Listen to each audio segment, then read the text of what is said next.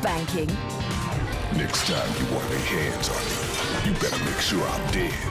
失ってるっていう設定になってるんで、ゲームを Bayonetta is a witch and she has lost her memories. And so as the player progresses through the game, they also experience and they learn more about Bayonetta's past along with Bayonetta. So one of the key ideas of the characterization, the character development, was to implement some sort of way of accentuating the character's movement during battle. So the idea then was a natural progression to Bayonetta, with being a very effeminate, very feminine witch. She had her long black hair sort of streaming behind her, and it went a long way towards accentuating her physical movements as well. However, having her hair fanning out behind her tended to cover up her body, and you really didn't get to see too much of the action. So they redesigned the character and had the hair flowing down off of her arms.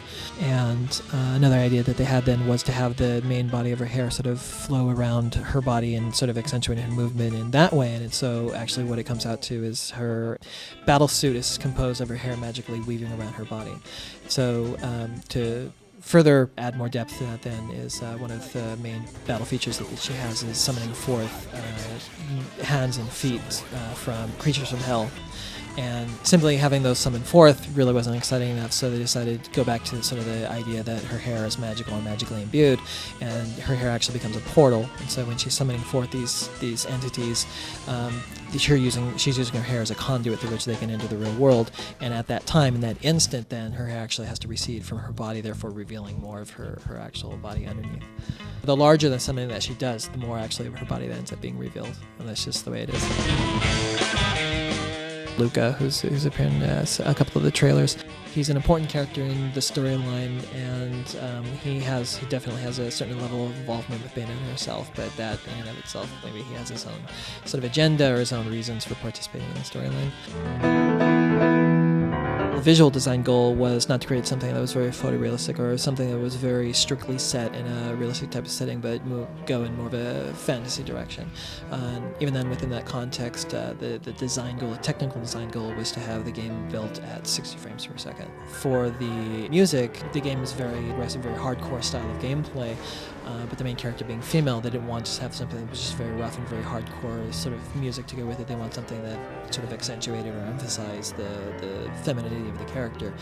So discussing with the sound composer, they came to the conclusion, let's have some sort of a jazz, like an up-tempo jazz style, which some of you really don't see in any games anywhere. So that sort of became the unique sound basis for the game.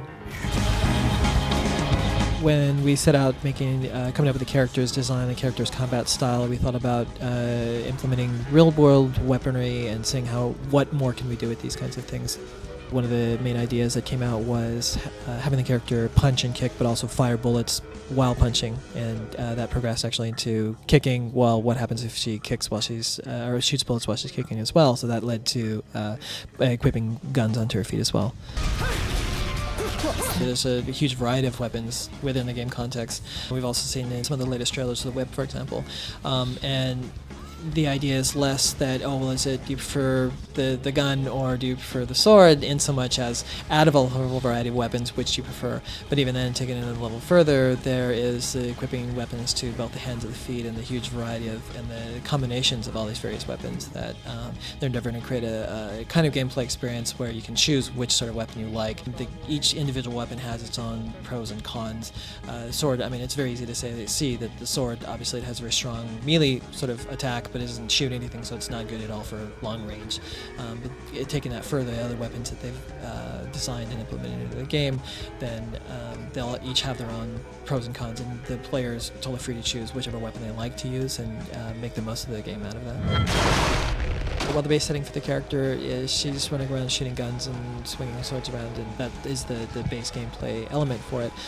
They've also prepared an extra level with the torture attacks. It's actually about taking it to the next level and having sort of that almost sadistic sort of element to it, where you're not just killing them, but you're inflicting pain on them as well. To take that even then to another level, then there's actually lots of different varieties in there based on maybe the different enemy configurations as well.